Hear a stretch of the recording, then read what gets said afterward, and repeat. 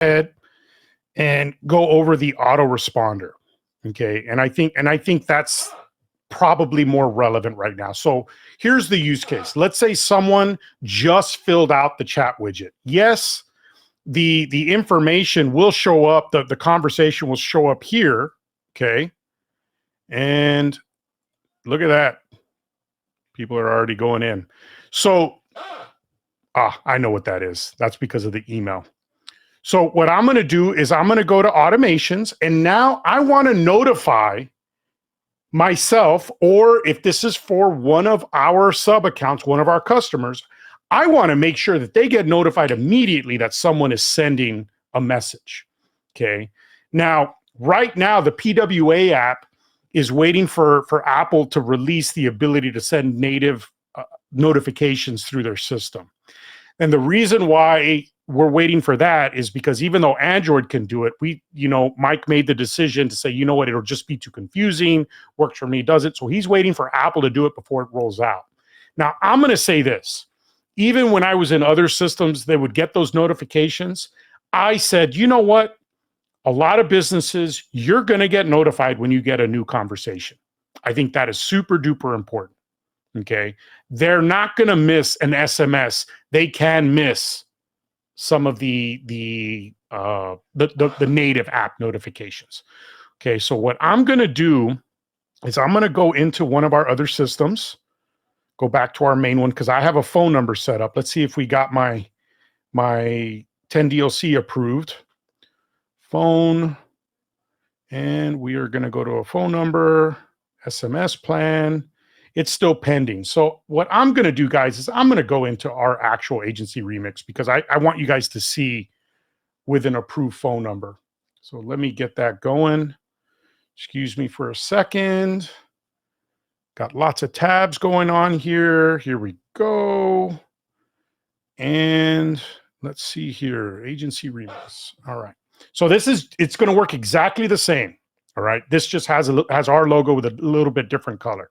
And you could see we have our inboxes and so forth set up. Okay. So now let's create that autoresponder. So I'm going to create a new flow. Okay. I'm going to go ahead and choose contacts and hit select. All right. The first thing I do is I go to the the hamburger, and I'm going to click that button, and then I'm going to name it.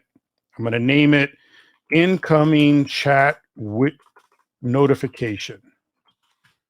Okay. Or you know what? We're going to do an autoresponder at the same time and notification. So we're just going to say incoming chat, new message.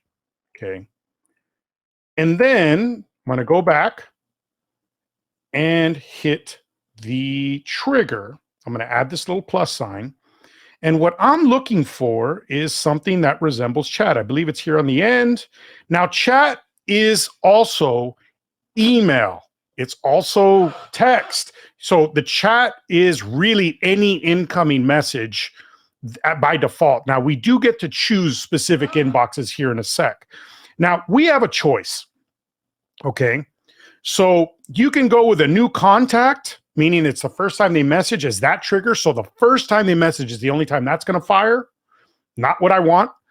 We have new incoming chat conversation, which is a step further than what I just told you. That one is going to be a new conversation, whether they're a new contact or not, doesn't matter, which was the last one. This one is just a new conversation. And I still don't want to use that myself. And I'll tell you why, because this is good.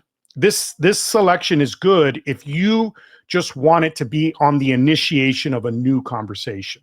Okay.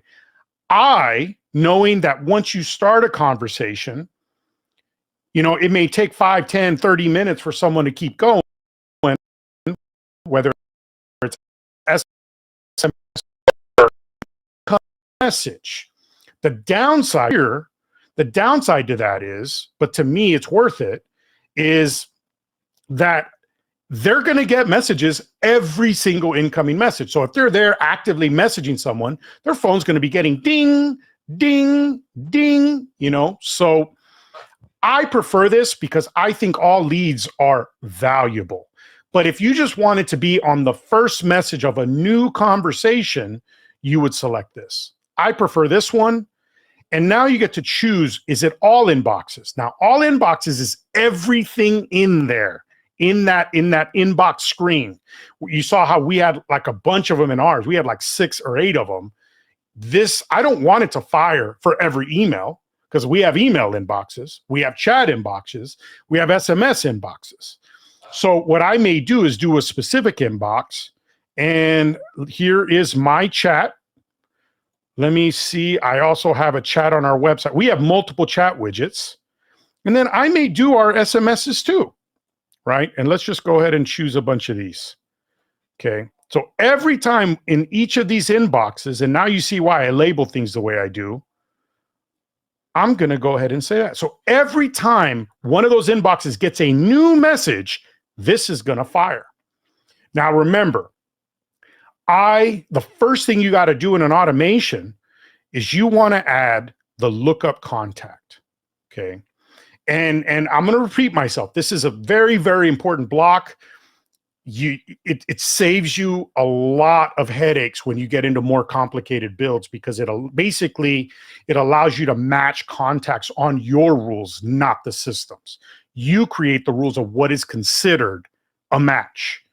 And since this is going to be phone number or email, because we're asking both phone number and email, I'm going to say if any of these match with phone or email, or is important, because if I did and, it has to match both, right? It's basically like a true false statement.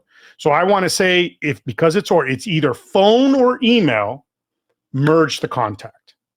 If you start seeing a lot of contacts that are the same over and over where it's duplicating, it is because you either didn't set up the lookup contact. You might have this as an and, because if it only matches the phone and not the email, it's still going to duplicate. It's not going to merge it with anything because you told it needs to match both.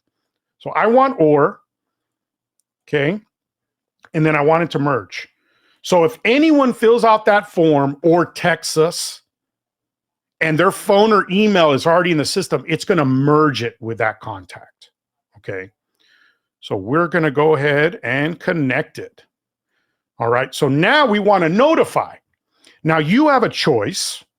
Okay. You can just send them an email.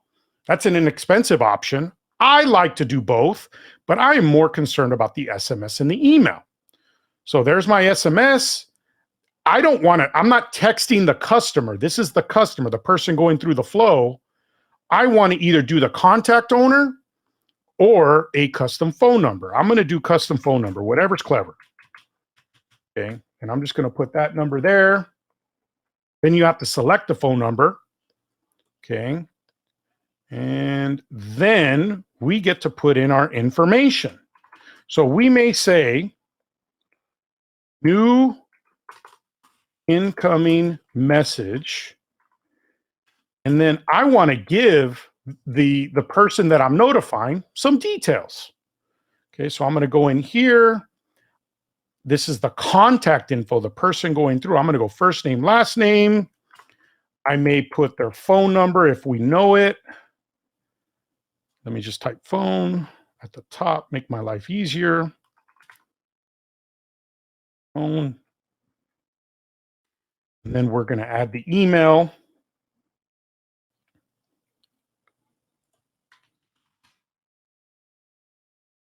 And I haven't tested this out, but I believe there was a new variable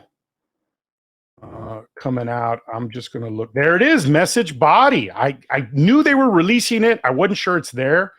What this triggered, basically, this message body is the message. So what I'm going to do is I'm going to say, they said, make it pretty. Okay. And now, when someone initiates a message, it's going to deduplicate, which we do on almost every automation. It can't hurt to be there as long as it's set up right. And then it's going to send the SMS to this number, send to phone, from this number, and say new incoming message. And let's pretend Lisa sent it. It's going to say, Lisa, It's going to give Lisa's phone number. It's going to give her email, if they're known, by the way. And then it's going to say what Lisa typed when she sent that message. Done. Okay, so now where do I put it? Obviously, I want to do it under the lookup contact. In this case, the yes means we found a match and no means we didn't. I'm going to put them to the same spot because I don't care if they're known or not. I'm not going to take them down a different path. And now that's how we set up a notification. So we could set up, this is how you set up a notification for anything, okay? And the notification is triggered by these events. So you can get really creative with how you want to notify your customer or yourself, okay? But now let's go to the second part. The second part is to be able to, and by the way, we could do the same thing with an email. So I would just do the same thing, but I would just build it with an email and I would send it to the business owner or to myself if this was my account. But now I want to confirm that we received the message. And that would probably only fire on a new incoming message. So what I'm going to do, remember, this one is triggering off every incoming message, while as I misspoke, while as I want the customer to only get the "we received your message, we will be in touch." We may only want that to happen on an SMS. We may only want that to happen on so forth. Really, you know, it's whatever's clever, you know. So I'm going to go ahead and end this. This is a great notification sequence. So I'm going to rename it. New message, notification. So that's all we're doing in here. I'm going to save it, publish it, and now it is live. Okay. And if I don't want it to work, I turn it off. Okay. So let's say, since we're talking about inboxes, let's create an autoresponder for a new conversation. Let's pretend that they sent in a keyword trigger. Okay, so let's build that. That's also going to be a contact. And what we're going to do is the same thing. I cannot stress this enough. We're going to do a lookup contact. And we are going to, this is what we wanted to check. Since we're going to build this for a phone number, we're going to do a phone. I'm going to get rid of this. And we're going to merge. Okay, and let me go ahead because I forgot to name this. So keyword VIP confirmation. Okay, and then let's set up our trigger. So now we got to think about this. I want this, if we're doing a keyword trigger, I may, let's say we're a restaurant. Okay, let's be situational here. I want this to make sense. Let's say we're a restaurant and they have text VIP to this number to sign up. You with me? So what we're going to do is we want to check every incoming message if they're typing the word VIP and VIP only. So we're going to do a new incoming chat message also, but we're going to be very particular. Let's pretend this is the number that we're giving them. Okay, the 263-3217. Okay, so now whenever they text that, we're looking for a duplicate contact. And then we are going to do a reply. I'm just going to search. Wait for a reply. And in here, we are going to do any reply message. And then we are going to do the word VIP, so we know what to call it. And we are going to do an exact match. Let me tell you the difference here. If the message contains this is the code. This is what we're checking for, VIP. So maybe we have free offer, whatever. This is your code. If it just contains it anywhere in the message, it's going to fire. That's a very dangerous thing, because what if they have a question about the VIP? I don't want them to fire. Hey, thanks. I feel like a VIP. That's going to fire. I want them to type VIP and VIP only. So I'm going to go ahead and say exact match. Okay. And we're going to save it. Okay. So now every incoming message is coming in, deduplication, and then it's going to check for the VIP keyword. And what we're going to do here is, let me clear my search. We are going to send an SMS. We're going to leave it to the contact phone. We want this to go to the person that typed in the VIP. And we may say, hey, thanks for joining our VIP. VIP. We just need some information. Okay, and let's pretend we're going to go ahead and put link to my forms or a web page that we built in the system. And I'm just going to pretend it is, I'm just going to grab one. Okay, so let's pretend that's the URL. So now when they type VIP, deduplication, and they go down this, it's going to reply, hey, thanks for joining our VIP. We just need some info. And we're going to take them to that form. And that form can be another flow. And that flow would tag them. So we can start tagging all of our people and create either an SMS or email list. There we can say, hey, thanks for joining. So maybe they're not technically joining here yet. I may just say, hey, thanks for your interest in our VIP. So let me make this a little bit more real world. Your interest in our VIP program. We just need some information to get you signed up. All right. So that would be done. So let's go ahead and save it. Oh, didn't choose a number. And so now what I'm going to do is when they type VIP, I want them to get there, end it. And these don't really matter in this use case because it's just checking every message. There's no timeout.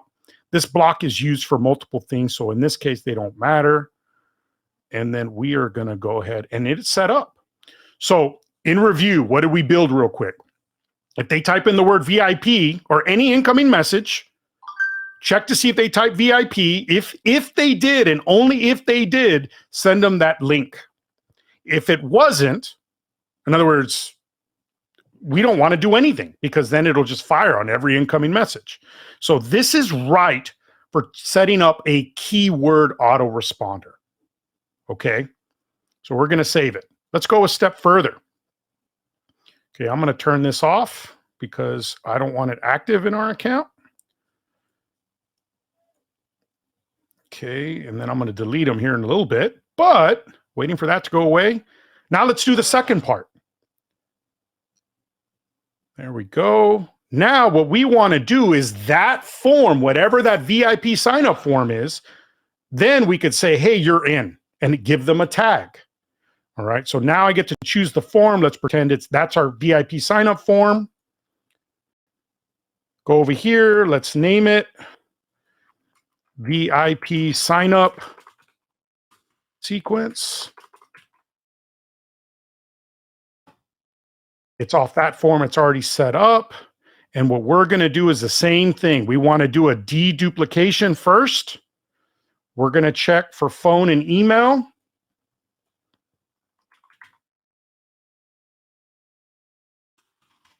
Don't forget to make it or. Save. So now we're making sure we don't get duplicates. The next step is we want to give them a thank you message. So we're going to give them another SMS or email. And we're going to send it to the contact. We're going to choose a number. And then here we could say, thanks for signing up for our VIP. Save, whatever. You could turn that into a sequence, right? So we're going to go ahead and take everybody that fills it out there, not just known and unknown users. And then let's add a tag. We want to tag them for future use. We're going to say, I'm just VIP. So now anyone that fills out that form is going to get a confirmation, and then they're going to be tagged. All right. So I save it. We're good to go. This is live. I just built it. It's not hard. You know, I mean, it's a lot when you first see it, but I want you to understand that I've done this before and I did it so quick. I can do this without even thinking, but I just built something that I could walk into a restaurant or any business, whether the keyword is reviews, whether the keyword is VIP, whether the keyword is whatever. I'm just sending them to a form and everything is self-serving. And the form itself is just tagging them. That's it. And sending them a thank you. Now we can take it a step further and add them to a mailing list. We can add them to a long drip sequence. Like maybe that form is, you're in the mortgage industry. Well, the buying cycle for that could be 6 months to a year. So you just build a form that says, you know, get some information from Dan's mortgage company. They do it. And you can build one long stream over the course of 12 months, checking in. And then all you have to do is remove them if they become a customer. And there's a number of ways of doing that, right? So start thinking, like when you start thinking in that mindset, to me, what I just showed you, a keyword coupled with a form, sending them to a form from that keyword, is one of my favorite, what I call Lego blocks. I sell the same Lego blocks over and over again. I just repurpose them depending on what I want to do, what problem I'm trying to solve for that business.